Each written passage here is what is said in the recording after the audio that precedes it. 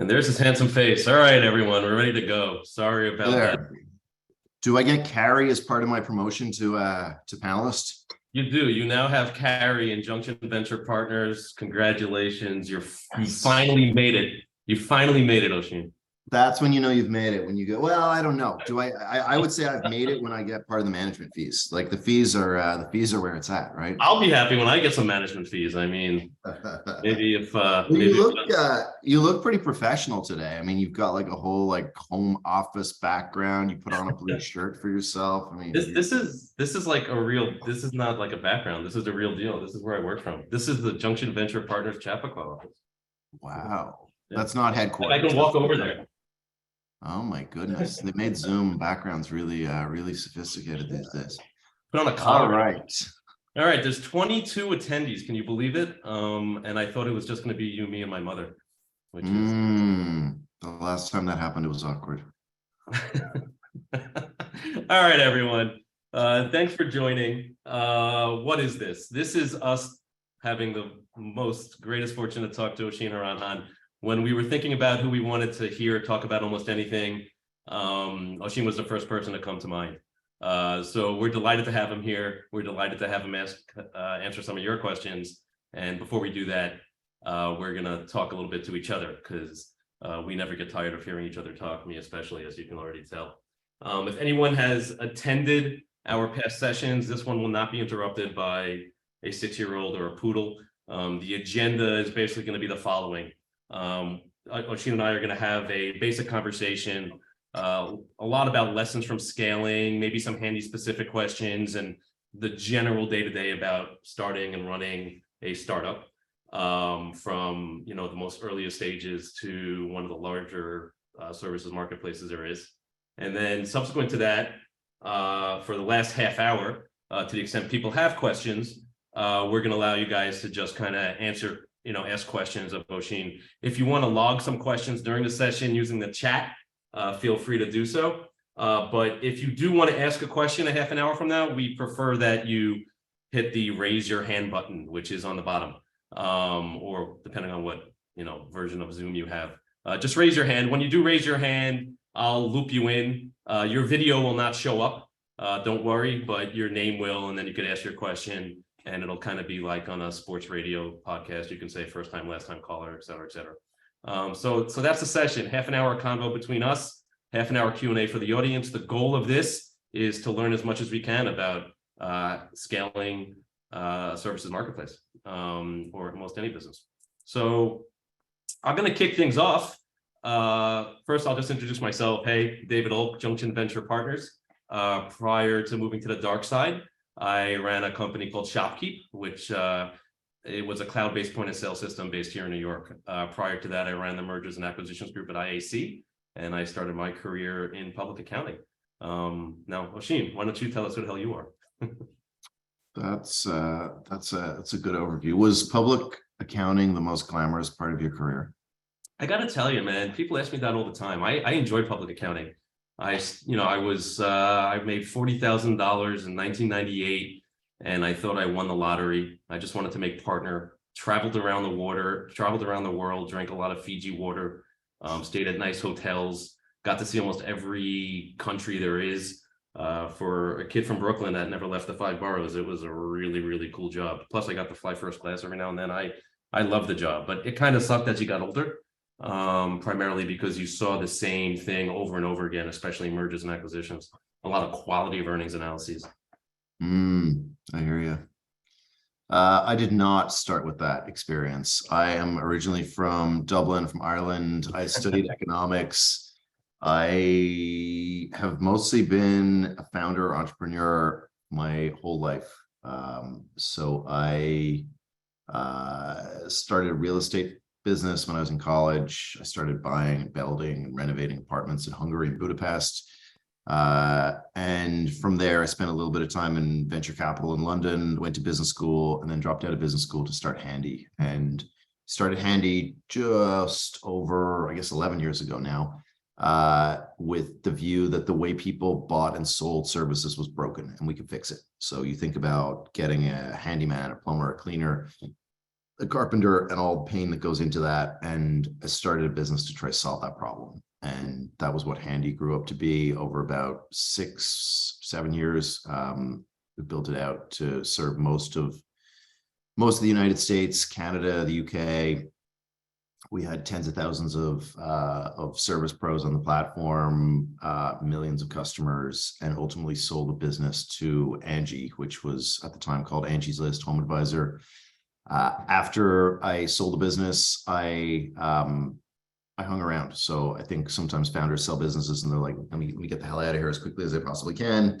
I didn't do that. I got involved. I got really involved in the parent company, and ultimately took on the CEO role of all of ANGI.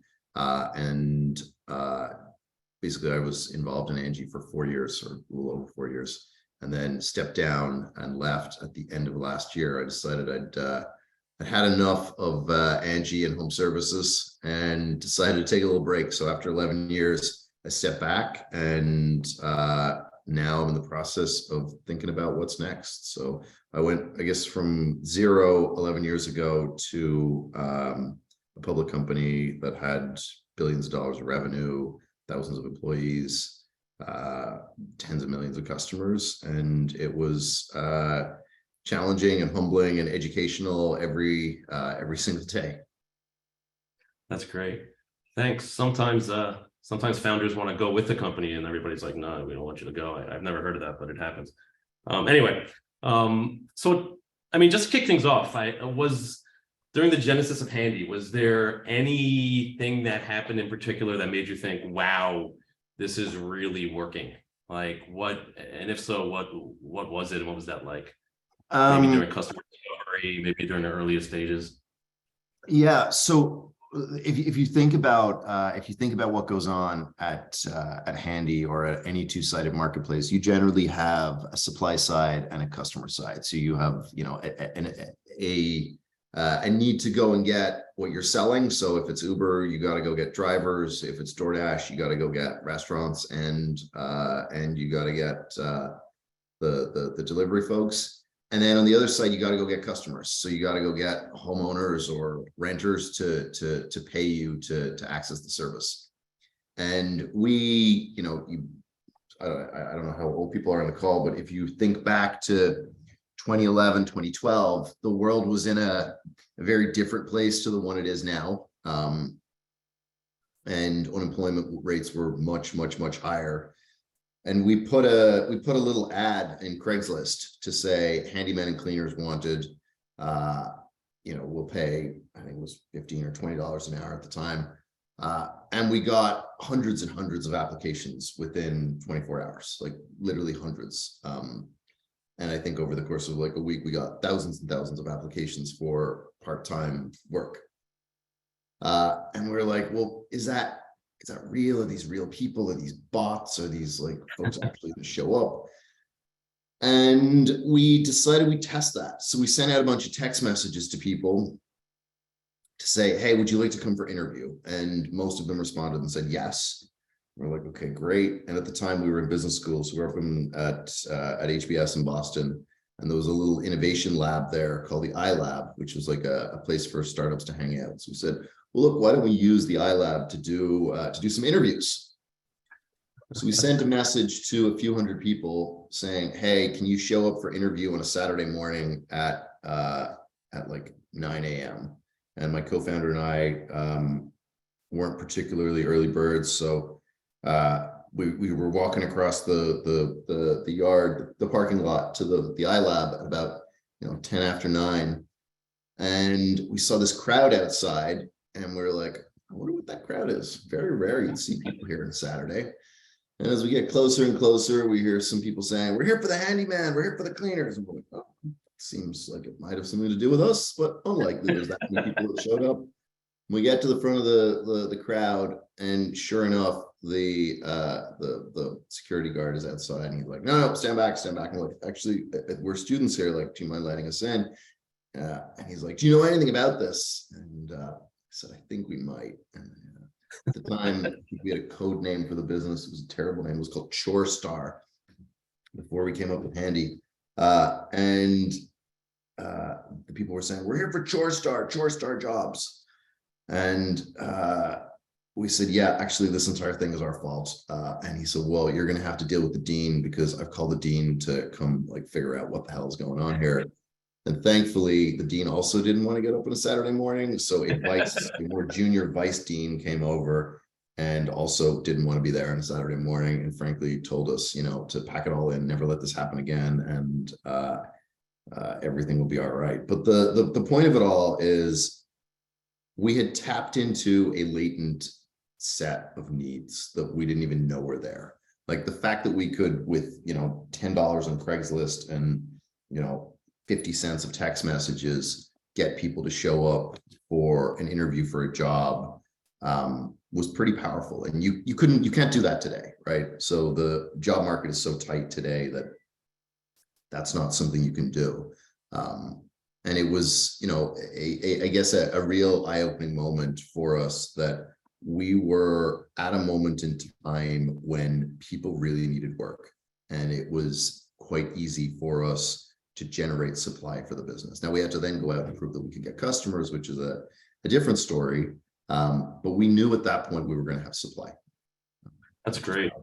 So, building a two-tiered marketplace is certainly, challenging, especially for a services marketplace. What is there any, what's the biggest misconception that people have about starting a company, in your opinion, as someone who's kind of been through it?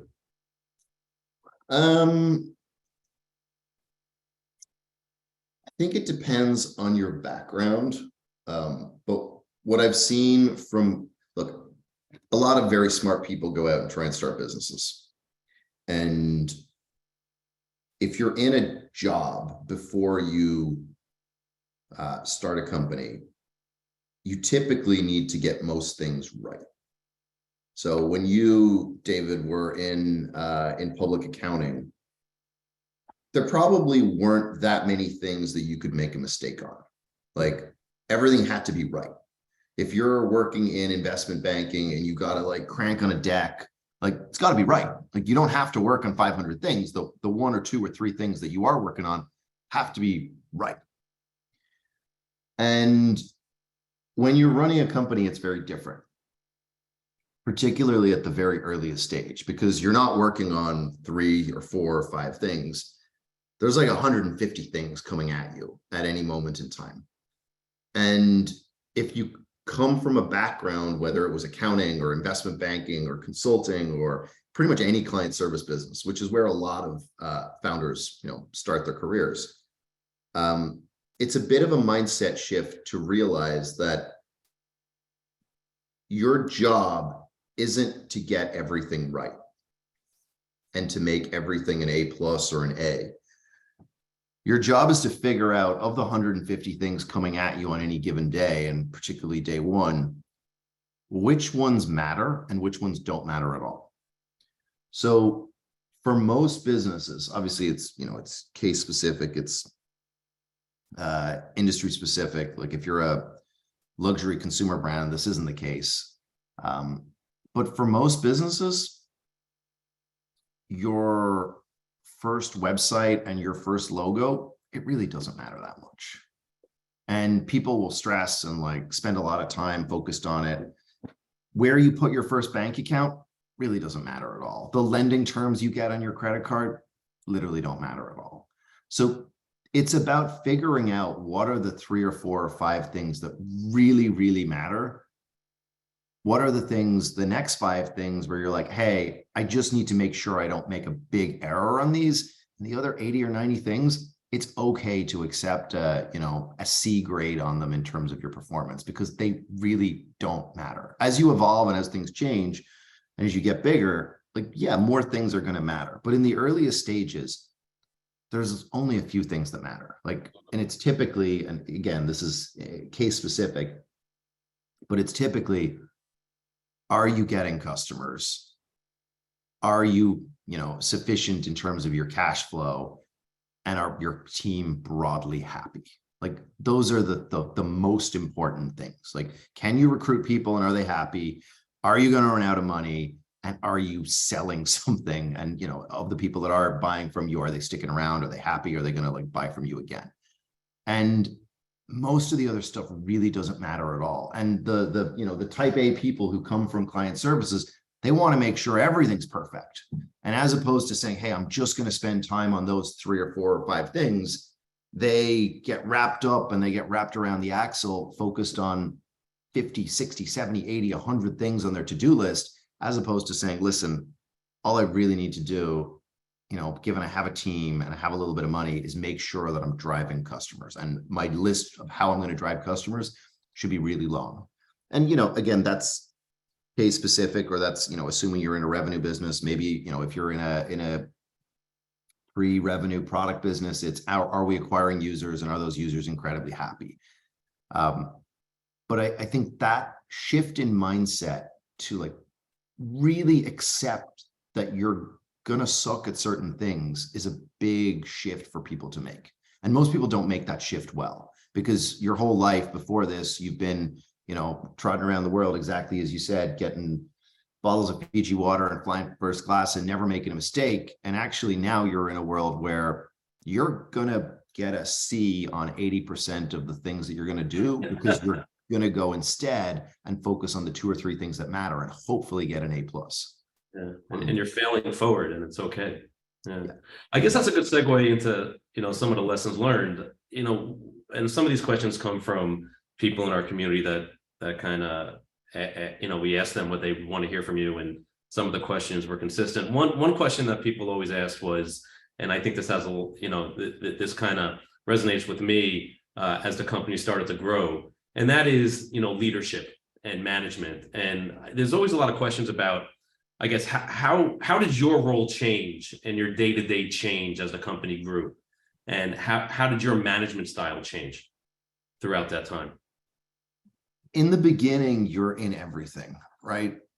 So you're hopefully deeply involved in the 2 or 3 things you're going to be great at, whether those are product or sales or fundraising or whatever, but you're loosely involved in everything. You're like, all right, I kind of know what's going on with the accounting software we're choosing. I kind of know what's going on with like lots of different things. And that's okay. As you scale, you become less involved in each area, and you become more focused on whatever areas you are going to be, still involved in, again, whether it's product or sales or whatever else. And your relationship with the leadership of the areas becomes more trusting. It has to.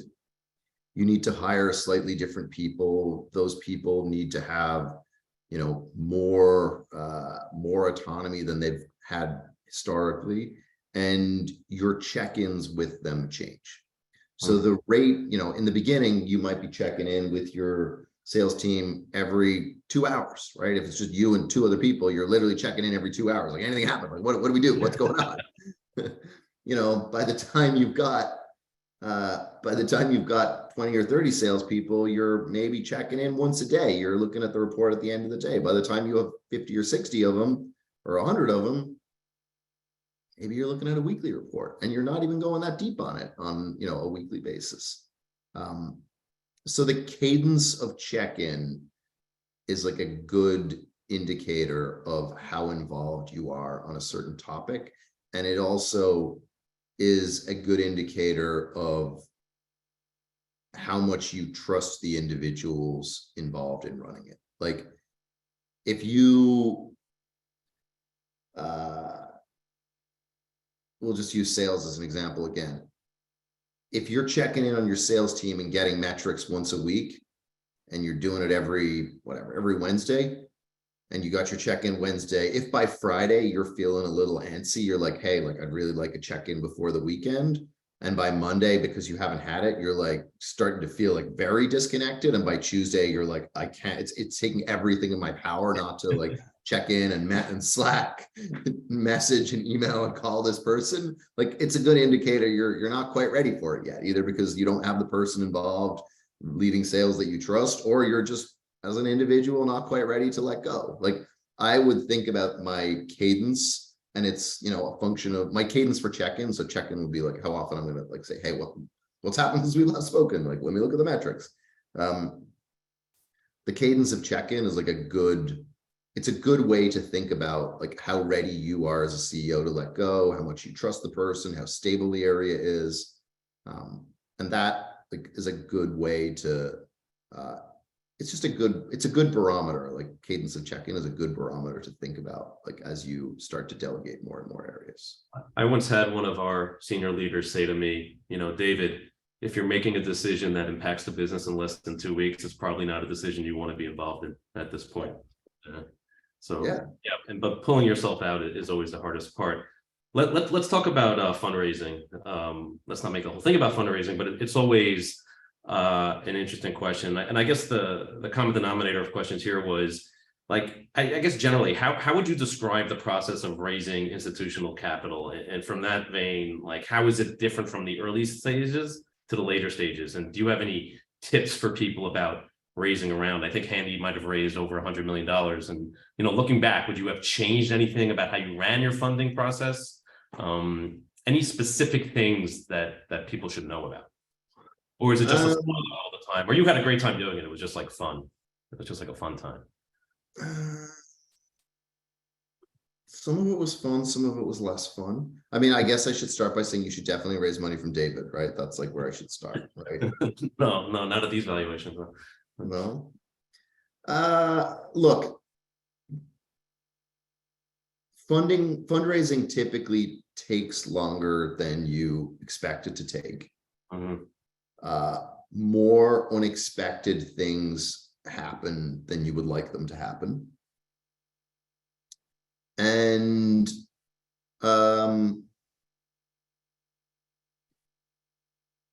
it is always less, what's the word I'm looking for? It is always less structured than you want it to be. Like, you go out with a plan, and you should always go out with a fundraising plan of like, hey, this is about how much money I want to raise. This is where I think things are going to be.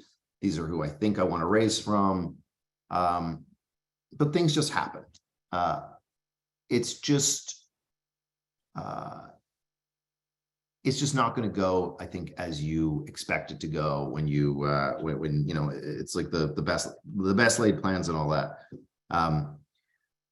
I think the more I reflect on like my journey in fundraising, the more I realize like we didn't run the business with fundraising in mind. And that was for better or worse. Like we ran the business with a series of goals, but we didn't run the business with fundraising in mind. And I think that's, I don't think you should run your business solely with fundraising in mind. I think that's like a terrible way to run the business. But I think being more cognizant of fundraising when you are running your business is a good set of practices to have. I don't think it should be forefront in your mind. Obviously, running out of cash and like making sure you always have money should be forefront in your mind. But if you're going to make a major pivot in the business, don't do it before you start raising funding. If you're going to, if you're going to adjust your leadership team, don't do it before you start raising money. Like, you want to think about the sequence of events so that when you're raising money, it is as easy as possible for people to say yes. The other thing I guess I'd look back on in terms of fundraising is when you raise money from people, you want to be as close as possible to the middle of their portfolio in terms of the type of companies that they fund. So if a company specializes in $5 million B2B SaaS businesses, and you're a $1 million revenue B2B SaaS business that looks kind of like a consumer business, that's not a great fit. And even if they get excited about your business, it's just like, it's not a great fit because all of their benchmarks are going to look like $5 million revenue B2B SaaS businesses.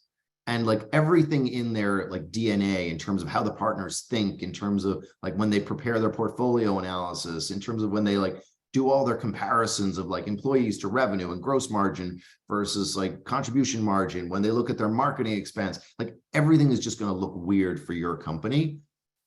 And like, if that's the only fund you can raise from, great. Obviously, you're going to take their money, you're going to move on.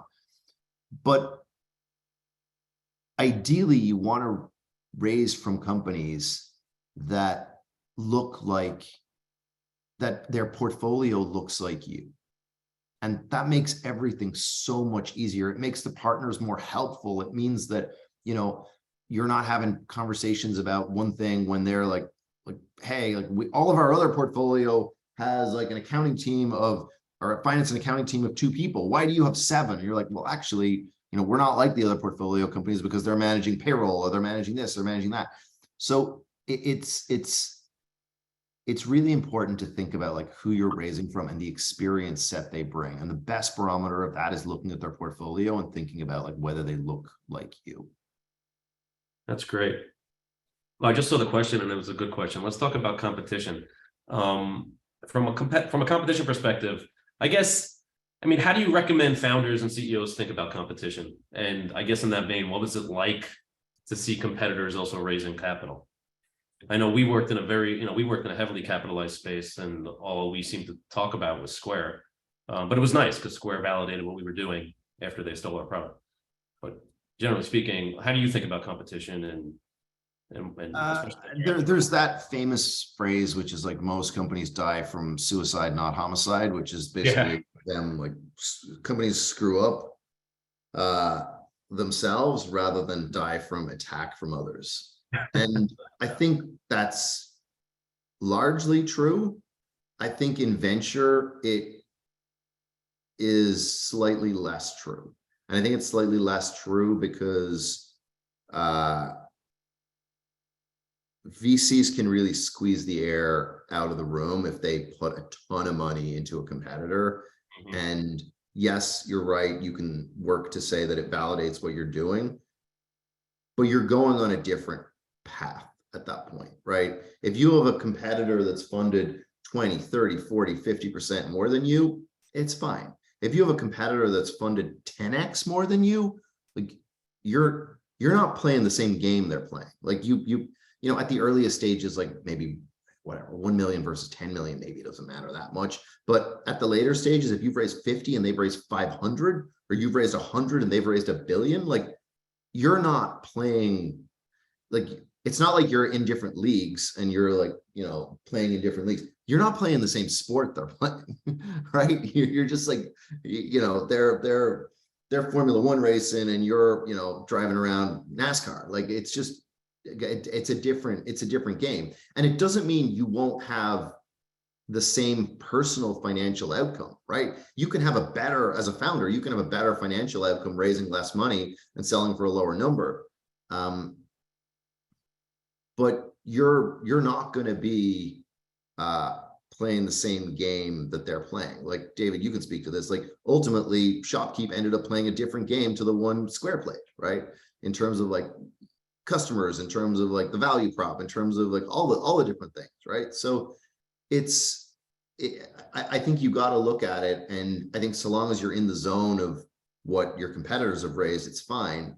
But if they've raised an order of magnitude more than you, so if they've raised 10x more than you, like, you're just playing a different sport, and you need to either raise enough to get back into the sport that they're playing, or you need to like tack and say, all right, well, that's fine. They've set themselves up to go in this direction. And typically when companies, you know, raise a certain, like a very large amount of money, you might look at that and think, oh my God, that's like terrifying. It means there's certain things they can't do, right? Because they're so large that certain things no longer matter to them. Like certain like small accounts that need a lot of hand-holding and management. Maybe they want mass market and they want like the billion-dollar accounts, but like these middle market accounts maybe don't work for them anymore. So like you got to think about like just raising money, a large amount of money, like doesn't mean they can do everything. And it shines a spotlight on them in different ways in terms of regulators, in terms of like lots of different things. So yeah, I think it's important to think about the relationship between funding and competition. That's great. All right. Before we get to some of the audience questions, few more questions that we had. Just maybe around adversity, like after experiencing that initial early growth, what was one of the biggest roadblocks or plateaus that you hit that you had to get over? Or was there never one of those? I mean, I feel like every day there was like something that was going wrong. Like I think that's the It's not unique to just one company. That happens often. Yeah. Yeah, I think when you're in a consumer facing business with a lot of transactions, there's stuff going wrong every single day. Like the beauty of having a B2B business or a SaaS business or a business with a small number of customers is you're dealing with a small number of people. The challenge of Handy was you had tens of thousands of people out doing work every single day, and at any given moment there were things going wrong. Like, you know, customers were unhappy, you know, things were getting broken in customers' homes, customers were behaving badly, pros were behaving badly, like you know, you name it. Like at any given day there's these things going wrong. And there was a period when we had scaled a little too quickly and we were managing our frontline customer service people with like pretty junior managers who couldn't deflect that like frontline triage of like bad situations, we'll call them. And I think that caused a lot of stress because instead of having, you know, escalated tier support, like you call Uber and DoorDash and say, you know, or, you know, you call Uber and you say, hey, my driver, or you text Uber or whatever you do. And you say, hey, my driver didn't go the wrong route or didn't go the right route. Like they charged me an extra $5 or wasted 10 minutes of my life. It's very different than, hey, my driver's just gotten like a 3-car collision on, you know, I-90. It's like, okay, well, that's a problem. And we didn't have a tiering system to manage that. And that really put an enormous amount of strain on the leadership team because all the, you know, the collisions, if you will, were getting escalated to senior management every single day, as opposed to, all right, we have a team for this. This is how this is going to be handled. You know, they're going to have legal support and PR support and all that stuff. And I think knowing where the weak points are in your business so that you can staff them is like a really important step to take as you start to scale. Because that just, like, if you're in a world where your leadership team is constantly distracted by, you know, collisions and car crashes, you're just like, you can't do anything more. Like you know, and it went from, you know, it went from something that was happening at Handy, like, you know, once a month to, hey, every other day there's like something that needs legal support and like everyone's wrapped up in it. It's like, okay, well, this isn't scalable. And it was just a function of like math. It was just a function of like the volume of jobs that were going on. The same way, like, you know, you're just a victim of statistics, but in the end. It's great. So great. All right. Well, we got a lot of questions coming in, so I'm just going to start you know, some of them are quite good, actually. I'll start with Navneet's questions from Bake Street. He's wondering, how did you overcome the trust issues that customers may have had in the initial stages of building the Handy brand before it was a trusted brand? So I don't think we could have built Handy in 2005. At any moment in time, there are big, huge waves of change happening. And they're like these cultural moments and just waves that are going on. And they change behavior in ways that in the moment, you don't realize they're changing behavior, but you look back and you're like, wow, that's super obvious.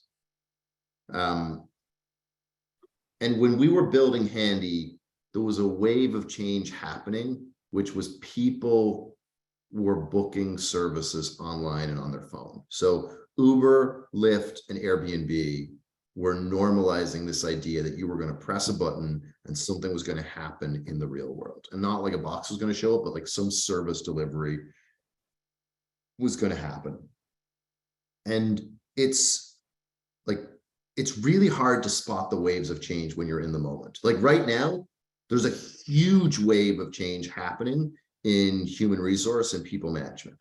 Like you rewind 24 months ago, or you rewind to, you know, when there was a higher level of social sensitivity, whether you're in the middle of the Me Too movement or the middle of the BLM movement or the middle of COVID, there is no possibility that these companies that are now firing people in the tens of thousands could get away with making a decision to fire people and doing it by email. It would be like totally unacceptable, like utterly like reprehensible. We would have like delete Google, delete Microsoft campaigns going all over the place.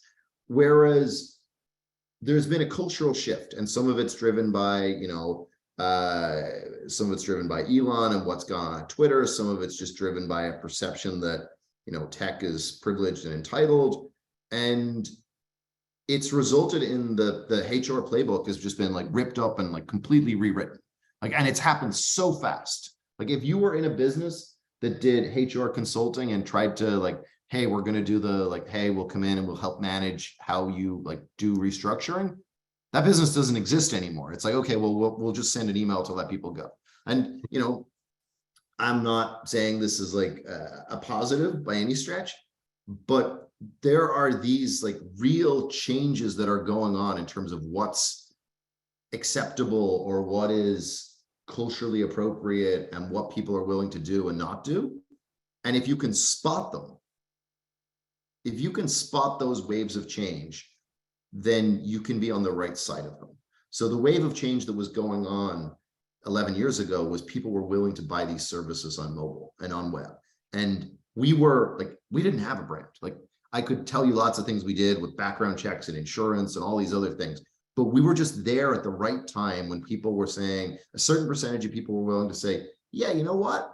I will press a button and someone will come online and it'll be okay. And they were exactly the same people that were saying, hey, yeah, you know what? I have no idea who this person is, but yes, I'll go stay in their home on Airbnb and sleep in the bedroom beside them. What could possibly go wrong?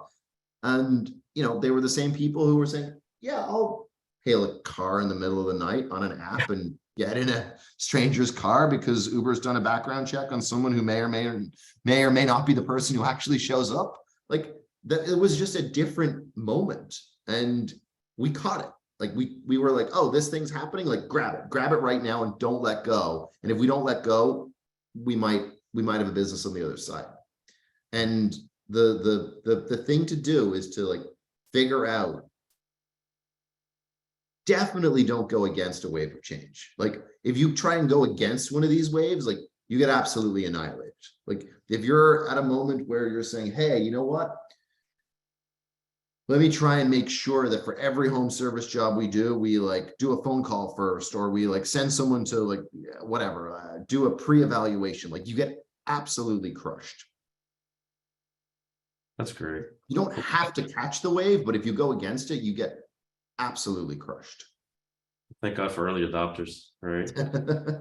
So, you kind of brought up, that health tech space. Are there any specific companies or areas in the marketplace category that you're excited about right now? I've invested in a bunch of stuff, so I'm biased, so I won't name any of the ones I've invested. In fact, I won't name any companies at all. I'll instead go a different direction. I think that there's been a huge wave of consumerization, of like techification of consumer businesses. And I don't think that's like done, but I'm not excited by the, hey, let's put a tech layer on top of a consumer business. I think there's still an enormous amount to be done in businesses that actually go deep in the experience and figure out how to build digital products around it. So I don't think we're going to see another Zillow or another, Open Door or, something like that that's going to change the world. But anyone who's actually bought a home knows that once you've done the digital discovery part, the rest of it's a mess. Like the rest of it is a total disaster in terms of land registry, in terms of title, in terms of, your bank wanting a wet signature on your mortgage, in terms of the physical paperwork. Like that whole stack is like your insurance company, your life insurance wants to get involved. That whole stack is like a total mess. And I'm not saying that, we need a digital comparison tool for, title insurance rates. Like that's not what we need. What we need is like deep analysis of how to move the analog experience into one that is fully tech driven. And the same is true of lots of categories. Like I don't think we need more price comparison and like digital booking tools when ultimately the experience is still pen and paper somewhere behind the scenes. And I think that's where there's like real opportunity. There are so many businesses and industries where they haven't adopted. Like we think like B2B SaaS is done, like vertical SaaS. Like vertical SaaS isn't done. Like you can go into so many of these industries, and yeah, there might be a pretty front end that takes a booking, but like everything after that is like still clipboards and wet signatures with notaries validating that you are who you say you are, which is like insane. It's great. So, I mean, while we're on the specific marketplace topic, I think Amanda from Java just asked a great question. She'd love to hear about disintermediation on your platform. Was it a big problem? And what were some tactics you used to prevent it? Yes, disintermediation is always a problem. There's lots of ways to prevent it. There's lots of ways to reduce it. It is impossible to prevent. And I think the best way to reduce disintermediation is to structurally pick categories where disintermediation is less likely. Anything with repeat use is prone to disintermediation. So at handy, cleaning, very prone to disintermediation. Using other services after cleaning, not prone to disintermediation. Like the frequency with which you need to get your air conditioning units replaced, that's not prone to disintermediation. You need to get them serviced, that's definitely prone to disintermediation. So it's best solved structurally by thinking about the categories. After that, it's a carrot and stick game where you try and put the incentives in place on both sides so that neither side wants to disintermediate, whether it's through lower fees, insurance, and then of course the threat of being kicked off the platform, right? So hey, the fines, the cost of being banned from the platform is so high, and you make bans transparent, so you make it clear that this is a thing that happens. But it is, you can never solve completely for disintermediation. What you can do is you can reduce it, and I would be more thoughtful. I would be more thoughtful about the structural setup of your marketplace and think about that rather than think about, trying to use carrots and sticks. Like you can solve a percentage of disintermediation through carrots and sticks and incentives and all that, but you can't move it from, like, if you have a disintermediation rate of 20%, you're not going to get it to 1 using incentives. You're going to get it from 20 maybe to like 15, maybe 12. You're not going to have it, if that makes sense. So you need to start with a structure of the marketplace that isn't vulnerable to disintermediation. It's great, Amanda. Thanks. Great answer. Talent. Jonathan is asking, any regrets with respect to great talent that left on your team? Like, and if so, what could you have done to keep them on? I guess generally, how do you think about talent and retention? I had a senior exec who we would debate this all the time. And his approach to talent retention when people wanted to leave was to help them make the transition. And that was his approach. He was like, listen, if someone wants to leave, I'm going to help them make the transition. And I'm not going to try to convince them to stay. My approach was not this. My approach was, if somebody tells me they want to leave, and originally it was every quarter, but by the time we were a little larger, it was every 6 months. We put everyone in a 9-box. So we graded people in terms of their performance and potential. And if you were in the top right corner of the 9 box, so you were in the top 10 or 15%, I would do everything possible to try and get you to stay.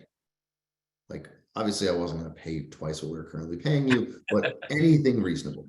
Like if it involved, it didn't matter what it involved. Like I would do anything reasonable to get you to stay. And my approach was, we've done all this work to get you here. You're a star performer. It's going to cost us so much to replace you. And even if we only got you to stay for another 12 months and say you were normally, operating at 150% of the average person at Handy, and you cut back and you're like, well, I'm only going to phone it in for 12 months. People who are 150% performers, they can't phone it in. They're physically incapable of phoning it in. So they drop back in their performance to like, what they think is half of what they were working before, but it's really like 25% off. They're still better than the average person at Handy, right? So the person who's phoning it in, if they were a star performer, they think they're phoning it in, they're still worth all the work and all the effort. And it gives you time to go and try and get somebody else into the role, whether it's like internal or external hire or whatever. But we debated this all the time. He's like, but it sets a bad precedent, it does whatever. I was like, you know what? If we've done all this work, these people are here. I was willing to acknowledge that maybe we had screwed up. Like maybe we had screwed up their comp despite all our best processes. Maybe we hadn't put them on the projects that they wanted. Maybe we had, understaffed them or whatever whatever their said grievance was. But my approach was, if you're a top performer, I would go to bat and do everything possible to try and keep you. It also meant that when I went to bed at night, I didn't have any regrets. I wasn't wondering, like, I wasn't waking up at 2 o'clock in the morning thinking, shit, if only I'd paid them an extra $5,000, or if only I'd, let them work from home on every other Friday afternoon because they wanted to do XYZ. It was like, no, like I went to bed, like, and didn't wake up thinking those things. It was like, look, I did everything possible to try to keep the person. And if they didn't want to stay, like, that sucks. It sucks for me. That they didn't want to stay, but it is what it is. Like, so I guess I opted for the zero regrets school of life on that, which was, yeah, I regret that they're leaving, but I didn't regret like not going to bat. Like I can't think of anyone where I'm like, hey, I wish I'd offered them a little more money. It's like, no, I offered as much as I possibly could and gave as much as I possibly could on everything else, and they still wanted to leave. That sucks for me. Yeah, my experience when it comes to talent leaving, they're either running towards something or away from something.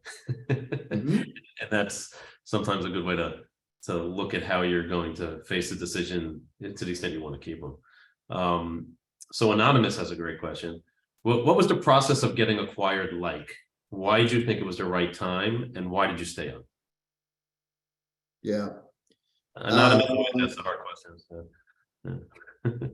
I'm only curious why it's anonymous. It's a great question. It's nothing controversial about it. So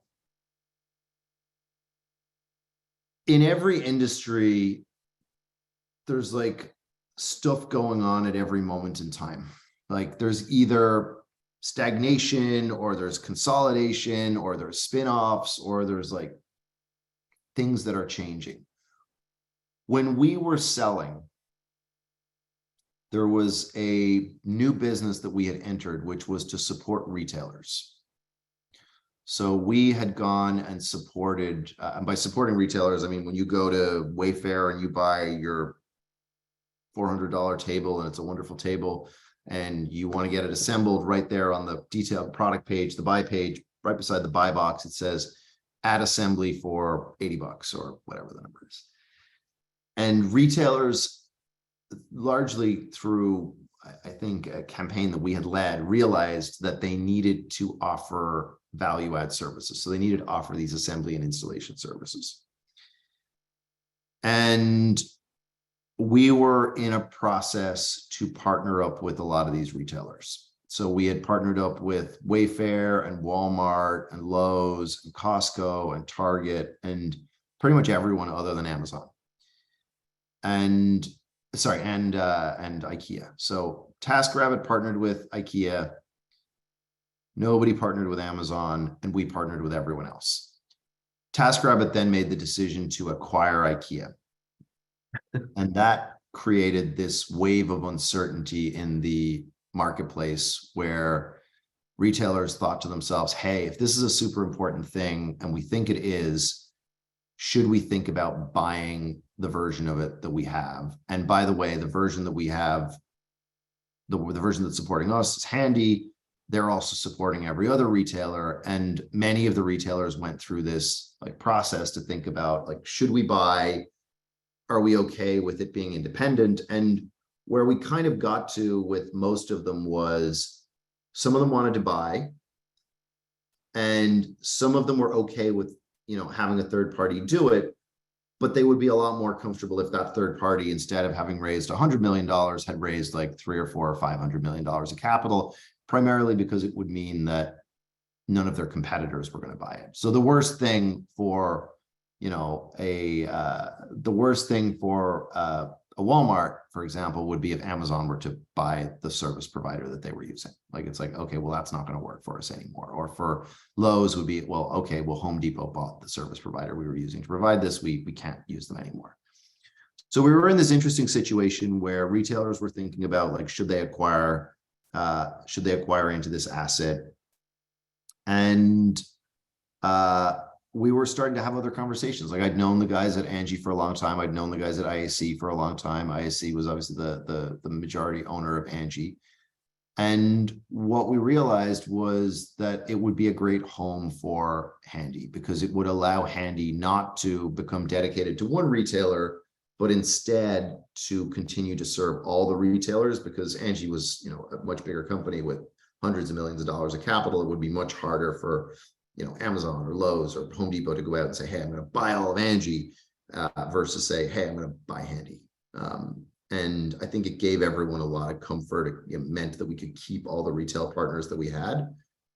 And that was a compelling outcome for everyone involved. And, you know, we looked at the alternative, which was to say, hey, should we raise a ton more money and continue to stay independent and grow out the business? And, you know, it was one of those things where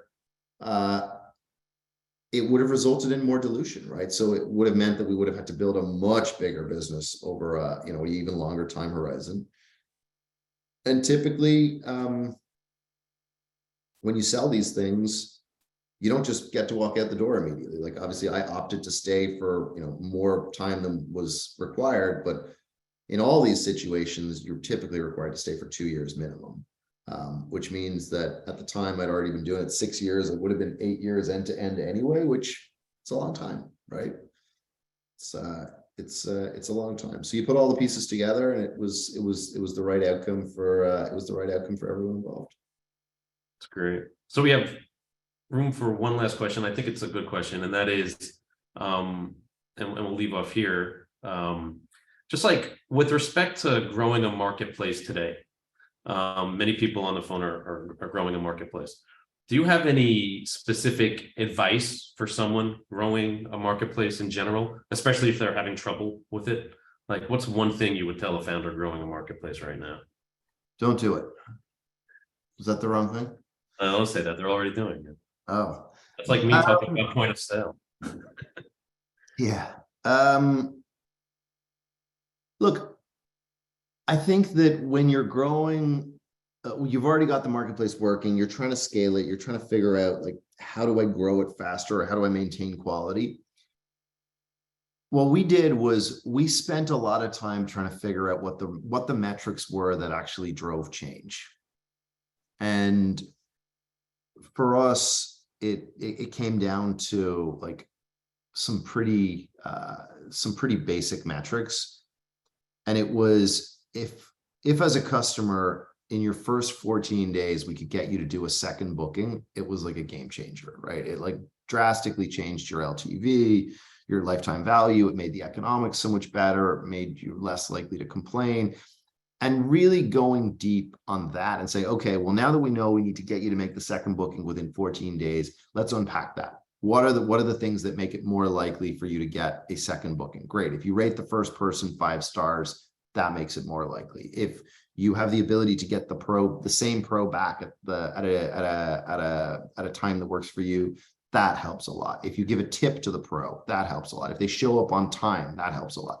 So we really, I guess, went very deep on figuring out what was the key metric that we really needed to change that unlocked value in the business. And I think the more you can be very, very deliberate and deep and specific on things like that, the easier it is to maintain the team's focus.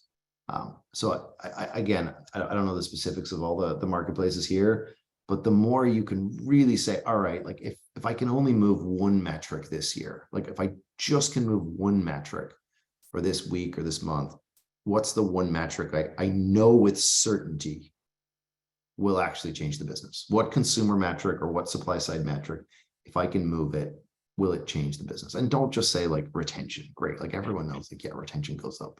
That's awesome. It's like, okay, if I can get you to do X within Y period, like make it a time bound metric, then I think that really is a game changer. And the slightly more ambiguous one is, for a long time, we thought that everything we did either helped one side and hurt the other, or hurt one side and helped the other. There are times you can do things that actually help both sides of the platform, and everyone's happier. And if you can identify what those things are, you should do them. Like, they're a no-brainer. And it's not always obvious what they are. Like, one of them was non-prompted tipping. So not the tipping that you get at wherever your local coffee shop, where you're like unhappy now that like every time you go in, you know, you buy a donut and for $3 and it says, do you want to tip $2? And you're like, this seems unreasonable. Like, that doesn't feel square. Yeah, but just unprompted tipping. Yeah. Everyone was happy with that. The customer didn't have to go find cash. The pro was just happier. They got more money. Like, literally every person was happier with that situation. So if you can find those things that unlock value for both sides, like, those are no-brainers. Like, you should do those. And they're probably there, but you rarely think about them. That's great. All right. Well, it's 2:00. It's after 2. That's a great place to leave it. I want to thank everyone for joining. I hope you got some value out of this. I want to, of course, thank our fantastic participants and Oisin especially. This was great. If I always get the question, are we going to post this and is this recorded? Yes, it was recorded. Yes, we are going to post this and we will send it around to everyone who participated, while also memorializing and trying to extract some of the key takeaways. So again, I want to thank everybody, especially thank Oisin. This was fantastic, and I hope you guys enjoyed this session. There will be more. Thanks so much, everybody. Great questions, David. As always, it's a pleasure to talk to you. Enjoy the rest of your day. Take care. Okay, everyone. Thank you. Bye.